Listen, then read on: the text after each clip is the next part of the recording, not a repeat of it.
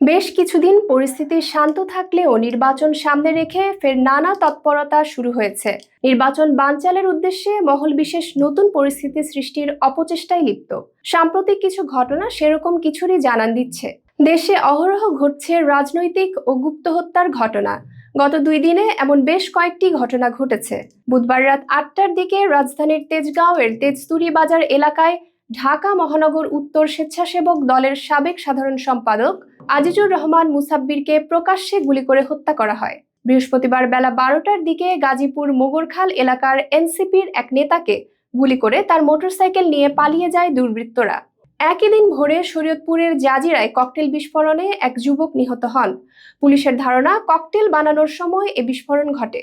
এর আগে প্রকাশ্য দিবালোকে ইনকিলাব মঞ্চের মুখপাত্র শরীফ ওসমান বিন হাদিকে প্রকাশ্যে গুলি এবং পরে তার মৃত্যু ঘিরে অন্তত 2 সপ্তাহ পরিস্থিতি উত্তপ্ত থাকে। ভোটের তফসিল ঘোষণার পরও এসব নেতিবাচক ঘটনায় আইন শৃঙ্খলা পরিস্থিতি নিয়ে নানা শঙ্কা দেখা দিয়েছে। হচ্ছে কঠোর সমালোচনাও। এমন পরিস্থিতিতে মাঠে থাকা রাজনৈতিক দলগুলোর মধ্যেও বিরোধ তীব্র আকার ধারণ করেছে, যা নির্বাচন বানচালের ষড়যন্ত্রকারীদের পালে হাওয়া দিচ্ছে।